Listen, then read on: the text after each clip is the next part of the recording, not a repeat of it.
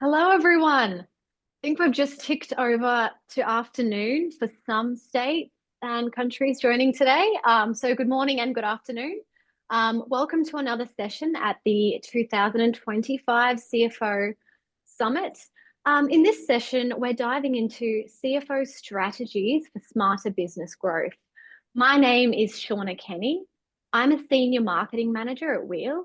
If you're not familiar with Wheel, we are the leading spend management solution in Australia, helping finance teams of all shapes and sizes to control spending and streamline their back office admin.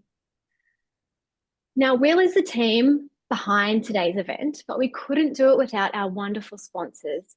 So a huge thank you to CFO Magazine, Translucent, and Fathom for making today possible. In case you're only just joining us, a quick reminder of the house rules today.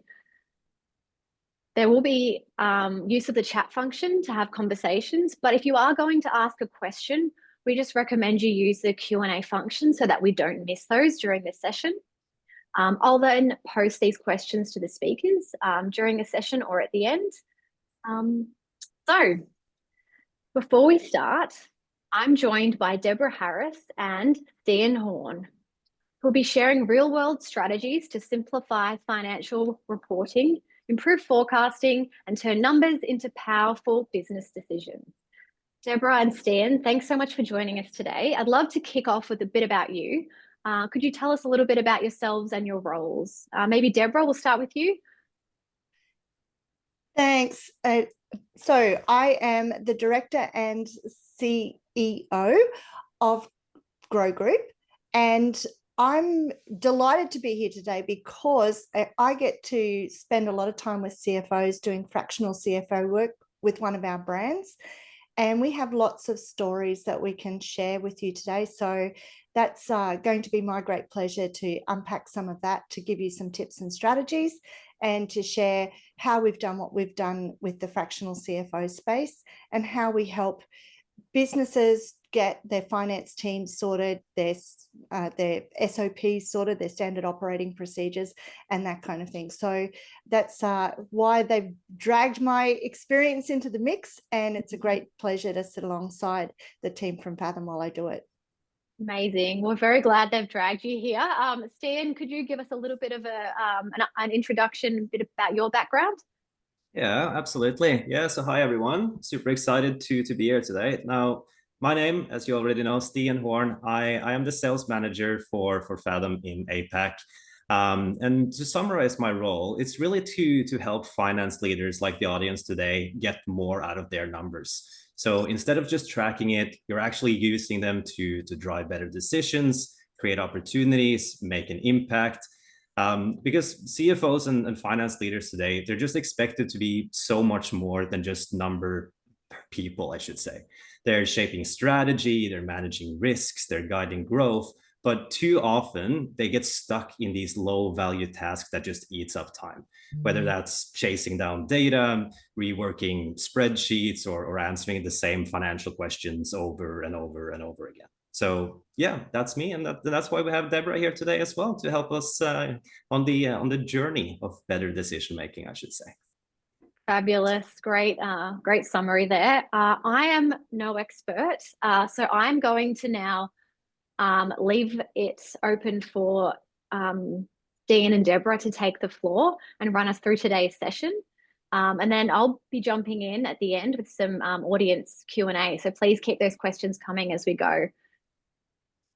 Perfect. Yeah, I think we can jump to the next slide here.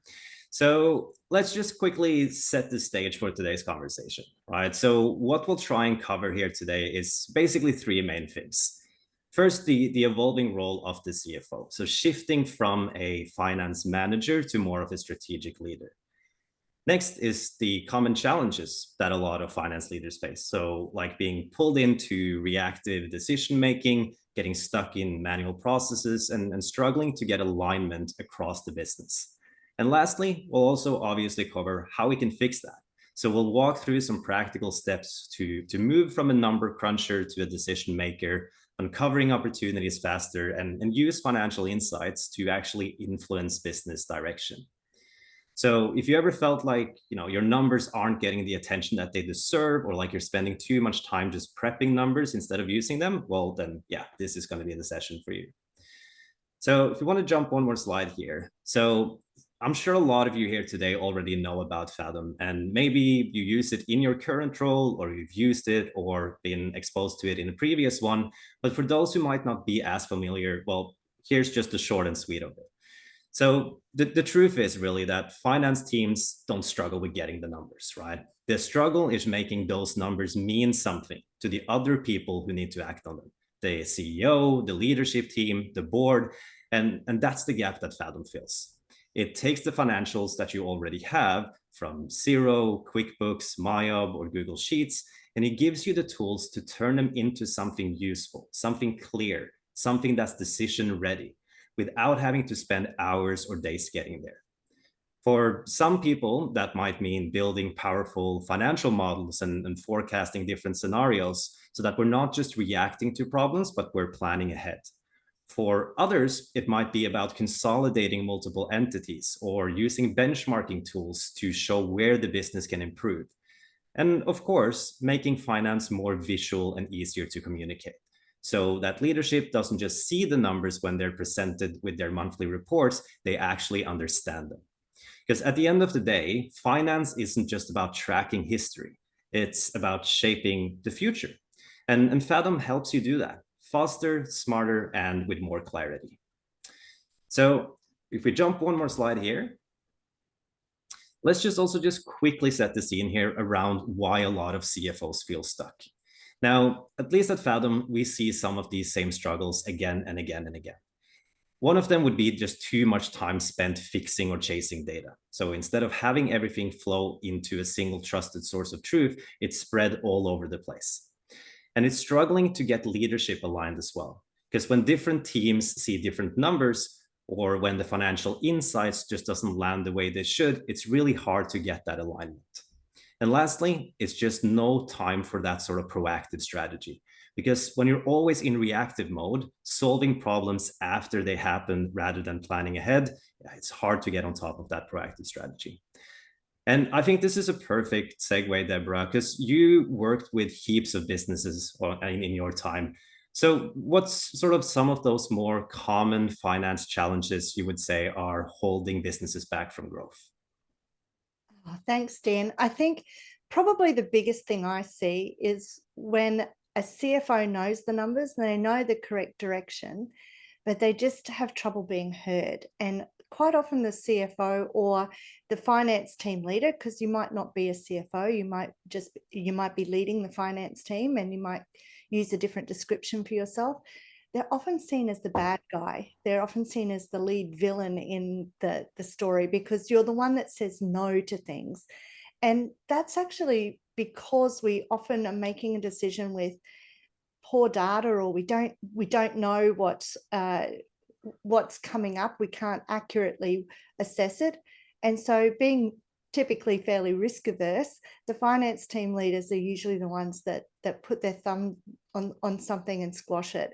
And so I think there's a better story that finance team leaders can tell, and they can help those people in the business with their insights and their clarity if they can just present things in a slightly different way. Yeah, no, absolutely. I think a lot of people can probably resonate with that. Do you have any sort of like stories of, a business that maybe, thought they had their numbers under control, well, until they realized they didn't? Every single day, every new customer. But it's really intriguing to me that people will make decisions based on what they see in the bank account. And they don't make the decision based on what's coming in, what's going out, what they're accurately trying to plan for the future. And so we see quite a lot of inaccurate data in what we touch just about every day.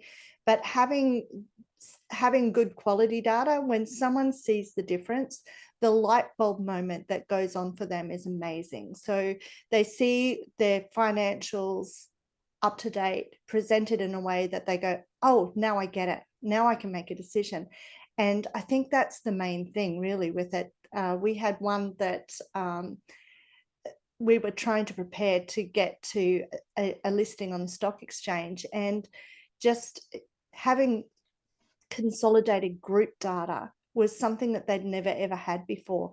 But just the ability to see it in a way that you can bring it together in one place with the currencies all aligned, so you actually know how the whole group is doing, that's a really powerful thing.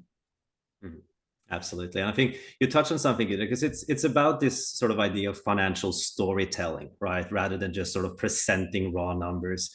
Do you have sort of any thoughts around how a lack of sort of incorporating that idea of financial storytelling impacts leadership's decision making in a business? Yeah, it's kind of like Once Upon a Time, the end. So if you don't have that ability to tell the story, then you're coming in, and that's literally what you're saying to the CEO. And the CEO needs to have that. They need to have somebody able to tell them what the numbers actually mean, but in a way that's meaningful to them. So when you're measuring things in the business, you're measuring KPIs, you're measuring the financials, you're measuring all sorts of things that could be meaningful. We had a chain that was a supermarket chain, and what was meaningful to them was how much revenue per square meter, so that when you're actually making a decision about where to put the next one, you're actually looking at, okay, if I have a footprint that's 200 square meters, then that's adequate for this tiny little thing, but I actually need to have 500 square meters for it to get that, maximize that revenue. So it's that kind of data that we need to give back to the leadership conversation within the business, so that they have the understanding of what makes a good decision and what makes a poor decision. And at the moment, we don't have that financial data or the other data all being able to be seen together, we start to get reactive to that. We start to doubt our own ideas, our own thoughts. We start to doubt the data ourselves, and therefore we're less likely to put it forward. So being able to visualize it ourselves is a really powerful thing as well. Yeah, no, absolutely.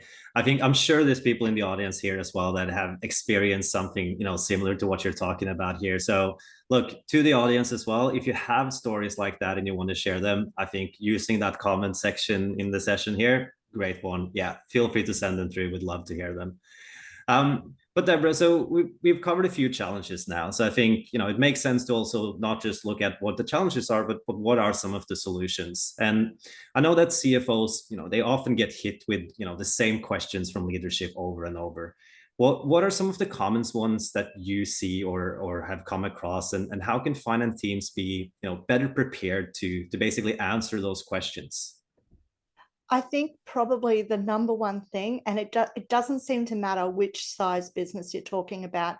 It could be one that's listed on a stock exchange. It could be a really tiny micro business. The one thing that's common amongst all of those is, will the cash run out? It's kind of it's an interesting one, because we know cash flow is the intersection between the balance sheet and the profit and loss. And just there's a lot of that's not a widely understood thing. That's understood by accounting professionals, right? It's not understood necessarily wider than that. And just having the cash run out, or not knowing whether the cash is going to run out, makes you wary of making decisions that could actually stifle the opportunity for growth and scale. So I think that cash flow is probably the number one thing that we hear all the time as being, when is it going to run out? Am I going to have enough? Exactly. And how do you think finance teams can be sort of better prepared when it comes to sort of answering those questions around cash flow then, for example? I think having the ability to forecast, to have a look forward, to see, if I describe a finance team or the different roles of people in a finance team, it might make more sense. So we look at, say, a tax and accounting professional who's doing the tax returns as someone who's kind of signing off on the compliance from the past. And the bookkeeping team and team in the finance team in a business, so your accounts payable, accounts receivable, they're really taking care of the present. But the space for a CFO is really to take care of the future, to actually look at what is going to come up for the business, to mitigate risk, yes, but also to be in a position to take up opportunities. Because if we can position the business to take up opportunities and do that in a way that's not risky for the business, then that enables the business to grow and scale. And that's a really powerful story for a finance professional to lead a team that's done that. That's a really powerful story to be able to tell, both professionally, but just for a sense of satisfaction of going to work every day. Yeah, exactly. I think it makes a lot of sense, right? And it sort of ties back to what we talked about at the beginning here, and sort of switching from, always being reactive to being proactive. And, forecasting is one of the ways that allows a finance team to actually, or finance leaders to be proactive, because they tackle the problems before they arrive, basically. And it's interesting because forecasting, I think people think they need to forecast well out in advance, and then we see things like the advent of AI, how fast that's moving, and it makes it almost challenging to actually forecast out any further than maybe a quarter. But any forecasting you do at all is better than none. And if you're sitting there and just crunching the numbers and then presenting the numbers as though that's the past is what matters, then when you're going into a board meeting or when you're going into a management meeting, you're not actually addressing what's coming up in the future. So they'll relegate the finance leader into that, the minutes that are done, instead of being part of the decision about the future. And then it's left to you then to make it work. Yeah, absolutely. And I mean, and there's multiple ways out there you can forecast. I'm sure people understand that Fathom as well is one of the tools that allow you to do that. And I know, Deborah, you've helped a lot of clients implement Fathom specifically for things like forecasting. What are some of those sort of aha moments they experience when they start using, say, better forecasting or better scenario planning for what's coming up as well? I had a brilliant one just the other day, actually. A client that we've had for quite some time. We've had a connection for quite some time. And when they first saw their dashboard, they went, oh my gosh, this is just going to make it so much easier for me to report on X. So they saw exactly the moment where they were going to be able to save a heap of time, but also just be able to explain something simpler. And the aha moment was, this was they were a manufacturer, and they had 3 different lines that they manufacture, but there's lots of products under those lines. And being able to group them up, they just went, oh, now I can see which one is leading to the profitability, and I can actually then pursue the marketing in that direction. So they just sort of suddenly saw what their numbers have been telling them that all along, but they just needed to see it visually to have that aha moment. And I think that's probably one of the most powerful examples of how you can use something like this, something like Fathom, to just present it in a way that people, a lot of CEOs in Australia in particular, are they're very dynamic. They think fast, they move fast, they act fast, and they want the data at their fingertips so that they can do that. And quite often the CFOs or the finance team that's supporting them, we want to make sure that the data is accurate, and we just want to take a little bit more time, but the CEOs just move. And so it makes it really hard if you don't have something that's live, because when you have to stop, go back to your spreadsheet, update it, then pull it into your PowerPoint presentation and then present that. It's just that lag can mean that the CEO's already made a decision that wasn't well informed. Yeah, absolutely. So, and I mean, you kind of touched on it there as well, utilizing things like dashboards. Would you say, like, how do things like dashboards kind of change the game? So one thing is obviously the forecasting, but if we're talking just, dashboards in general, how can they really change the game in those, say, leadership meetings compared to, bringing up the old trusty Excel spreadsheet that, we spent hours preparing in advance? I'll give you a classic example of this. There's 4 types of people, right? So, and sometimes you're a combination of them. And so some people are really visionary and they move fast, they think fast, they like to see things highly visually represented. And so, for example, they might want to see like a pie graph or a chart of some sort that just gives them an understanding of a quick snapshot of where they are. There's some people who, on the other hand, like to see the trends over time. They like to see the timing of things, how things have happened at this time last year, this time last month, and they're really following the trends. And so where the first one might want to see the number, the second person might want to see a trend graph. And then you might have somebody who's really all about the people.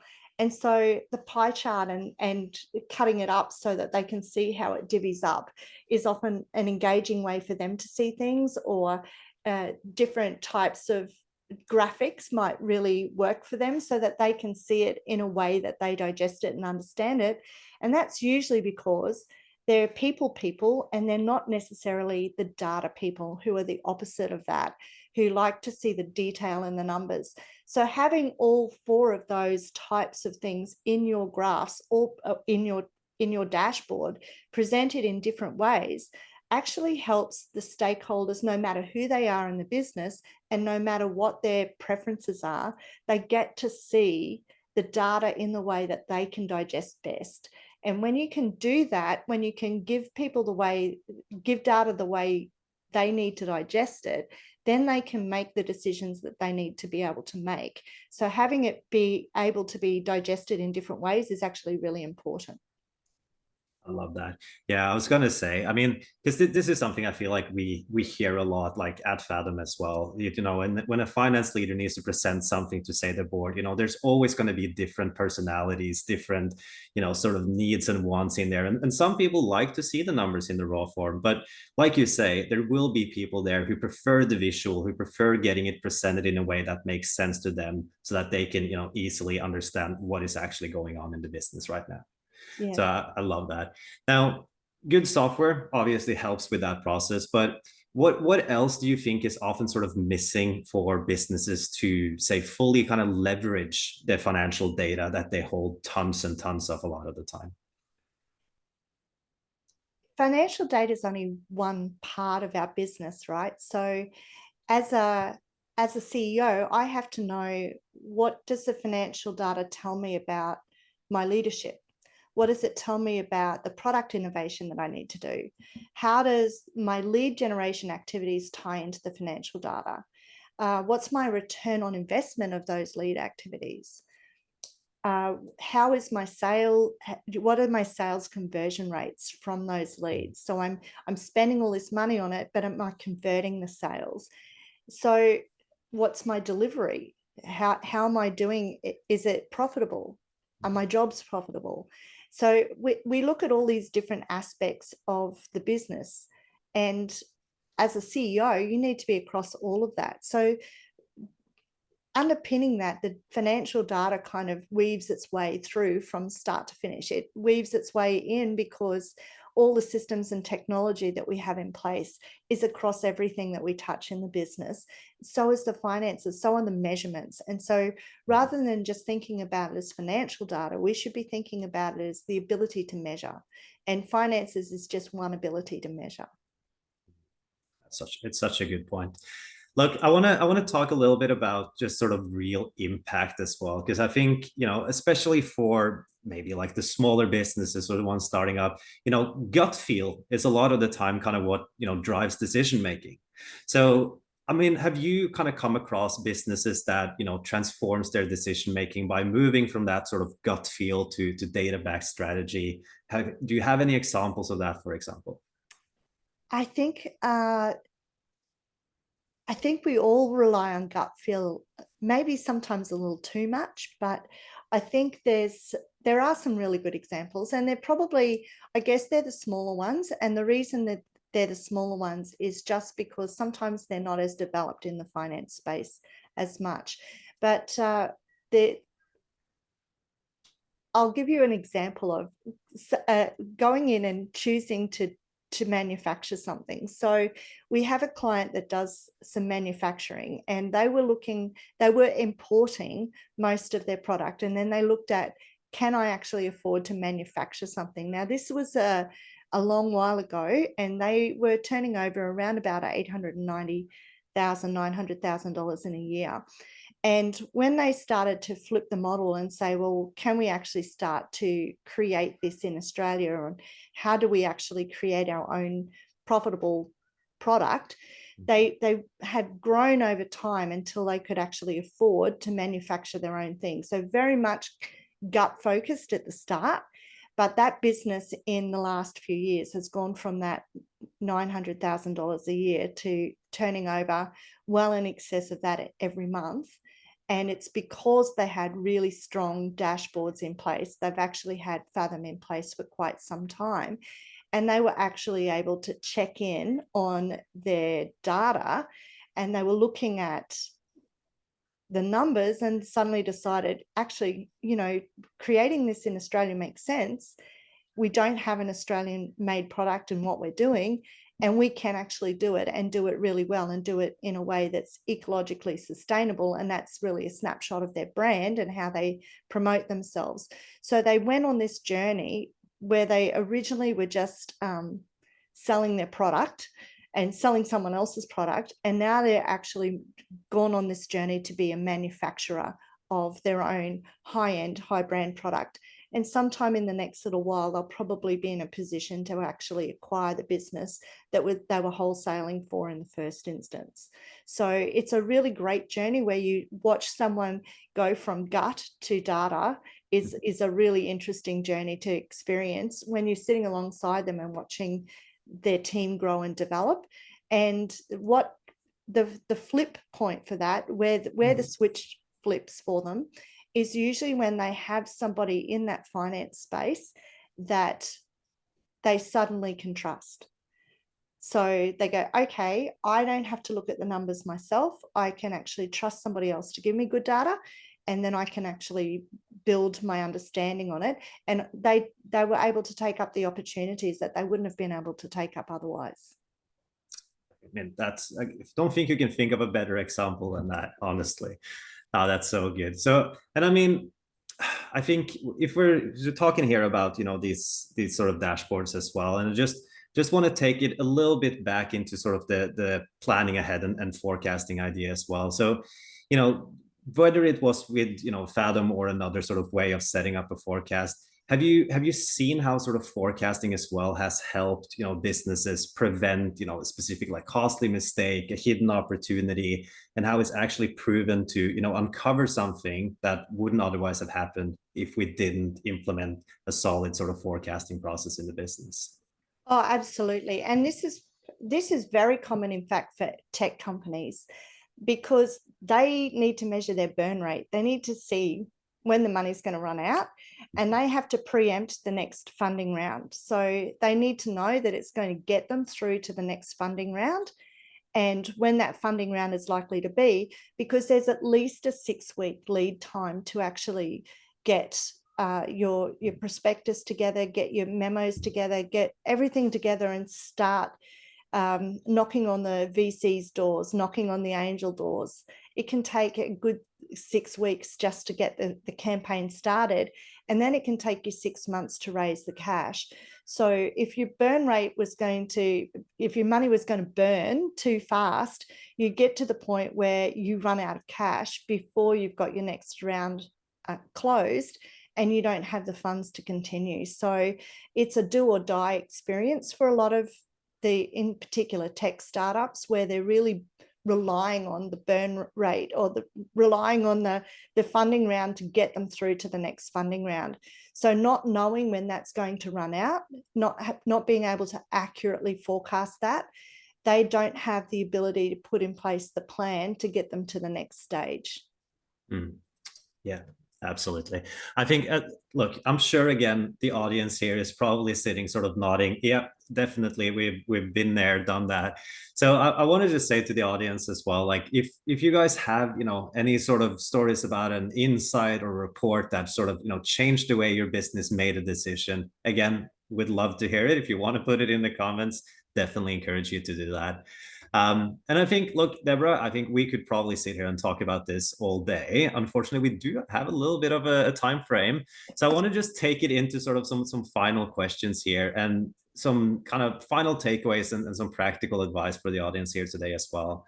So for sort of the CFOs and the finance leaders who feel stuck in this type of reactive work, what's the first thing they should do if they want to shift to more towards a more strategic role or a strategic way of working, if you will?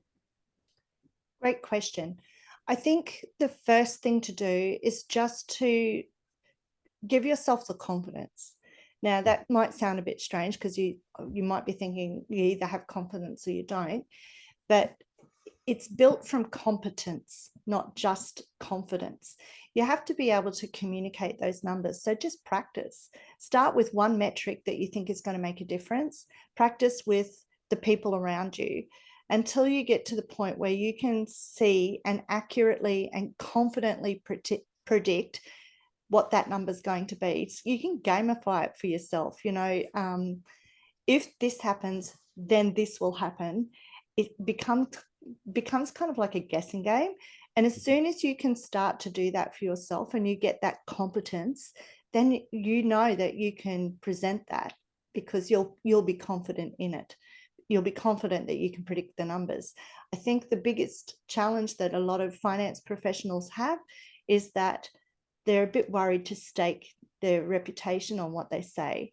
And so that just comes from practicing it and being okay with sometimes making a mistake, and just making sure that if you've made a mistake, that you have a recovery plan in place. That's our natural risk mitigation that we put in place around ourselves. But yeah, I would say just build the muscle. It's a muscle that you need to exercise. And if you don't exercise it, you can't expect it to help you out when you're going to go and use it. Yeah. I was going to ask you for, just a general piece of advice, but I think that what you just mentioned is probably the best sort of advice and, first thing a finance leader should do. I think it kind of perfectly wraps it into one. So let me ask you this as a sort of a final one. So the biggest opportunities that CFOs have today to elevate their own role in the business, what would that be? Definitely AI and the AI landscape. People seem to think that AI is coming. It's here. It's actually here. There was a presentation earlier this morning on AI on this very summit. I've watched the landscape change in the last 18 months where as being an angel investor, I would see, maybe one every so often that was an AI type product offering or program or tech spend or something like that. And now it's across everything. So if you're not positioning the company that you're working with to be AI forward, at least don't be the last mover, because if you're the last mover, you won't exist. It will just take over. It's taking over every industry that fast that you don't want to be a laggard in this. So having the infrastructure and the cash in place in the business to take up that opportunity, that's going to be really vital for most finance team leaders. You'll need to be starting to provision in the business for the future. Absolutely. I was going to say, I think if there's anything people should write on the post-it note just now, it's AI and confidence. Those two things I think is going to make a huge impact.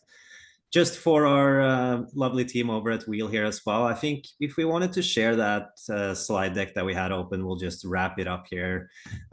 So I just want to try and kind of bring everything together from our chat today. So, today we've talked about how CFOs can move beyond, just reporting on numbers to actually, influencing decisions, driving strategy, unlocking opportunities.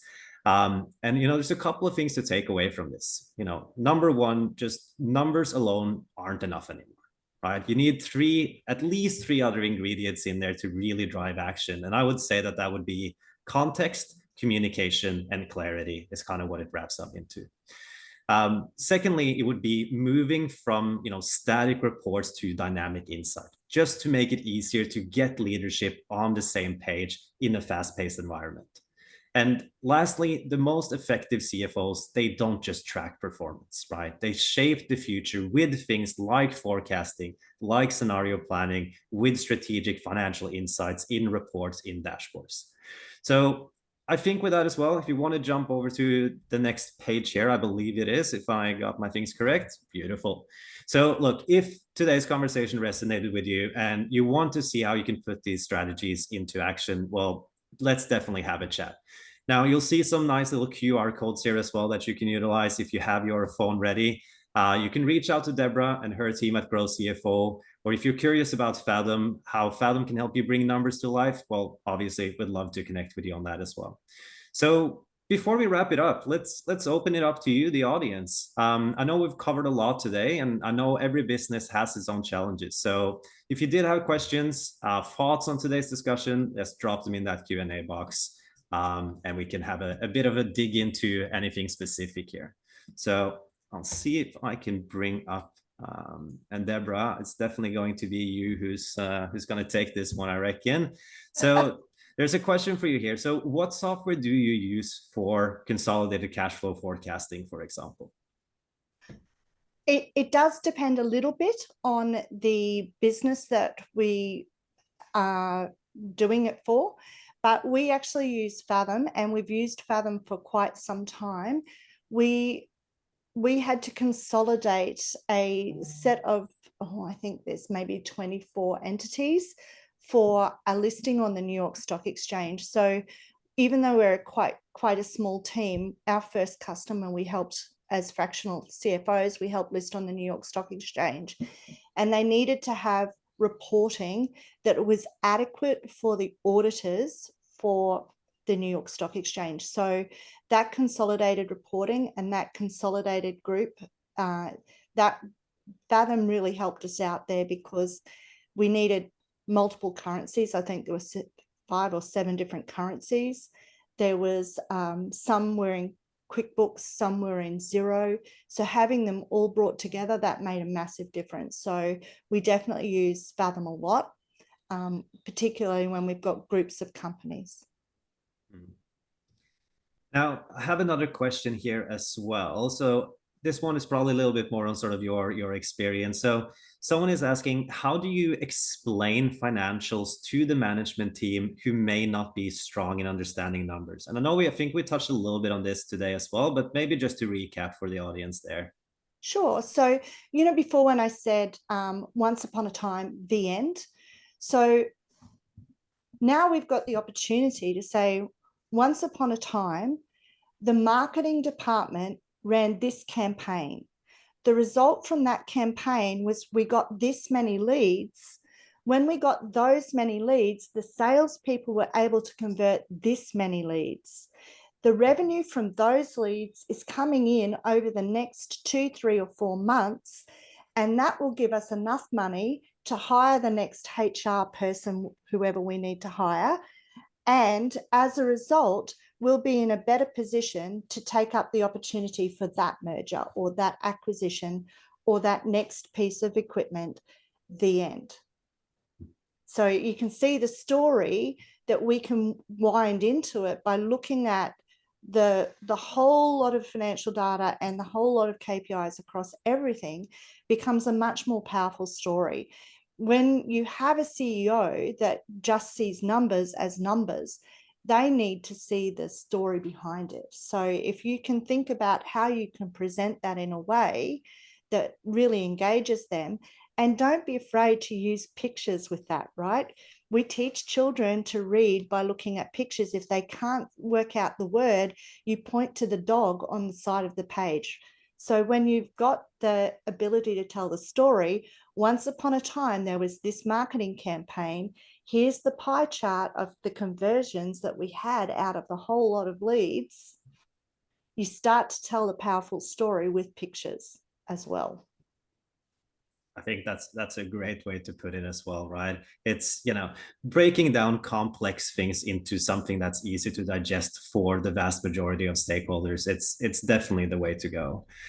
Now, I do have another one here, which I'm not sure if this is sort of putting you to the test a little bit, but We'll see. we'll see. So someone is asking if you had any ideas of meaningful KPIs that you've come across within the industries of construction, civil, gas. Have you worked with any of those Yeah, businesses in sure. the past? Yeah. Yeah, sure.